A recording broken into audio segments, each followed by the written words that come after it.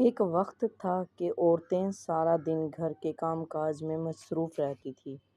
جب رات آتی تو مصلے پر رات گزار دیا کرتی تھیں۔ سیدہ فاطمۃ الزہرا رضی اللہ تعالیٰ عنہا کے بارے میں آتا ہے کہ سردیوں کی لمبی راتیں تھیں۔ عشاء کی نماز پڑھ کر 2 رکعت نفل کی نیت باندھ لی۔ طبیعت میں ایسا سرور تھا، ایسا مزہ تھا، تلاوت قرآن میں ایسی حلاوت نصیب ہوئی کہ پڑھتی رہتی، حتیٰ کہ جب سلام پھیرا تو دیکھا کہ صبح کا وقت ہونے کو ہے، تو رونے بیٹھ گئی اور یہ دعا کرنے لگی کہ اے اللہ، تیری راتیں بھی چھوٹی ہو گئی اور میں نے 2 رکعت کی نیت باندھی اور تیری رات ختم ہو گئی۔